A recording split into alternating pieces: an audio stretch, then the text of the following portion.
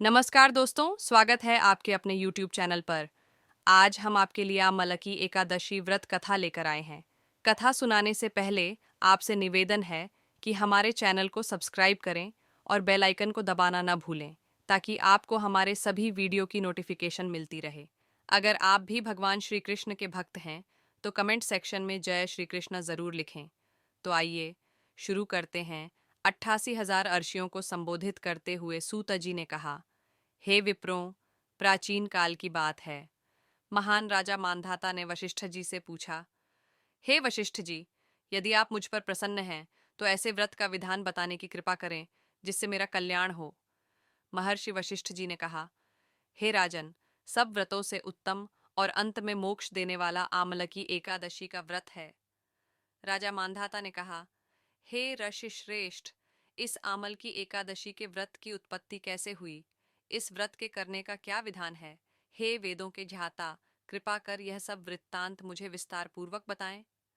महर्षि वशिष्ठ ने कहा, हे राजन, मैं तुम्हारे समक्ष विस्तार से इस व्रत का वृत्तांत कहता हूँ। यह व्रत फाल्गुन मास के शुक्ल पक्ष में होता है। इस व्रत के फल के प्रभाव से सभी पाप समूल नष्ट हो जाते हैं। इस व्रत का पुण्य एक सहस्र गोदान के फल के समान है। आंवले, आमल की महत्ता उसके गुणों के अतिरिक्त इस बात में भी है कि इसकी उत्पत्ति भगवान विष्णु के श्रीमुख से हुई है। अब मैं आपको एक पौराणिक कथा सुनाता हूँ, ध्यानपूर्वक श्रवण करो। प्राचीन समय में वैदिक नाम का एक नगर था। उस नगर में ब्राह्मण, वैश्य, क्षत्रिय, शूद्र, चारों वर्ण के मनुष्य प्रसन्नता पूर्वक निवास करते थे। नगर में सदैव वेद ध्वनि गूंजा करती थी। उस नगरी में कोई भी पापी, दुराचारी, नास्तिक आदि न था। उस नगर में चैत्ररथ नामक चंद्रवंशी राजा राज्य करता था। वह उच्च कोटि का विद्वान तथा धार्मिक प्रवृत्ति का व्यक्ति था। उसके राज्य में कोई भी निर्धन एवं लोभी नहीं था। उस राज्य के सभी लोग भगवान विष्णु के अनन्य भक्त थे। वहां के छोटे बड्ढे सभी निवासी प्रत्येक एकादशी का उपवास करते थे। एक बार फाल्गुन माह के शुक्ल पक्ष की आमलकी नामक एकादशी आई। उस दिन राजा एवं प्रत्येक प्रजाजन, वृद्ध से बालक तक ने आनंद पूर्वक उस एकादशी को उपवास किया।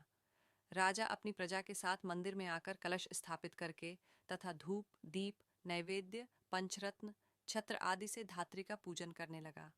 वे सभी धात्री की इस प्रकार स्तुति करने लगे, हे धात्री, आप ब्रह्म स्वरूपा हैं।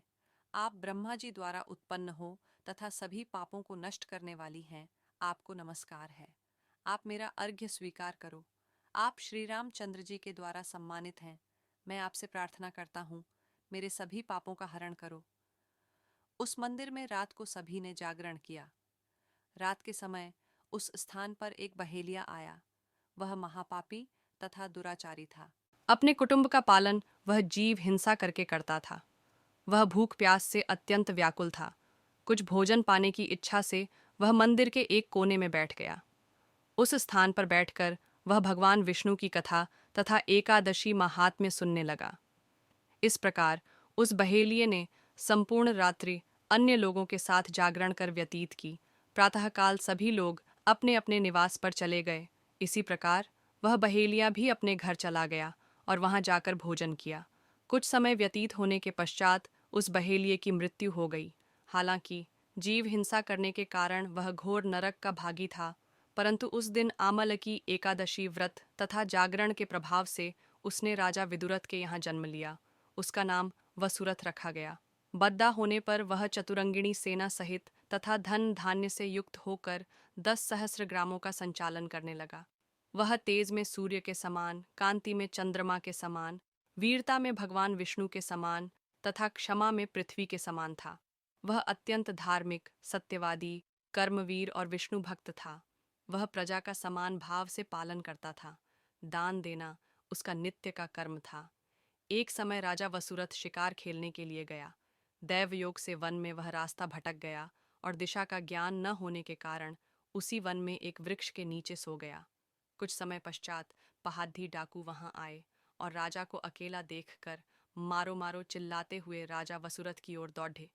वह डाकू कहने लगे कि इस दुष्ट राजा ने हमारे माता पिता, पुत्र पौत्र आदि समस्त संबंधियों को मारा है तथा देश से निकाल दिया।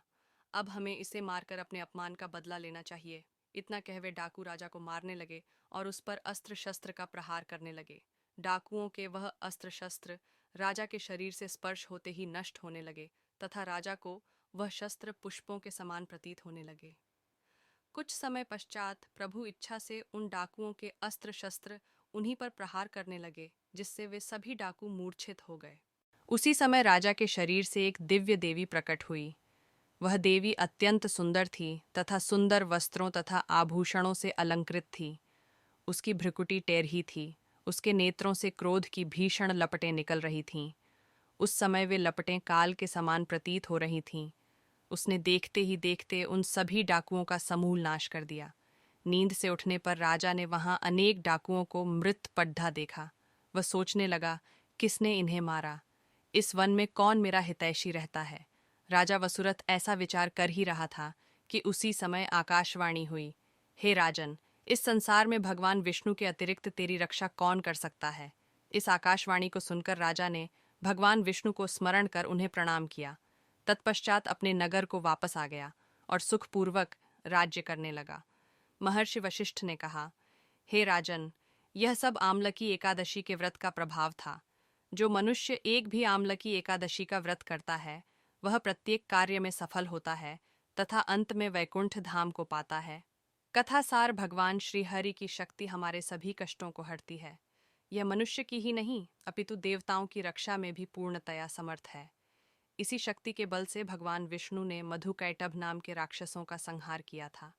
इसी शक्ति से उत्पन्ना एकादशी के रूप में मुर नामक असुर का वध करके देवताओं के कष्ट को हरकर उन्हें सुखी किया था। कथा समाप्त। यदि आपको कथा पसंद आया हो तो ज़्यादा से ज़्यादा शेयर करें और ऐसी तरह आगे भी कथाएं सुनने के लिए हमारे चैनल को सब्सक्राइब करना न भूलें। धन्यवाद।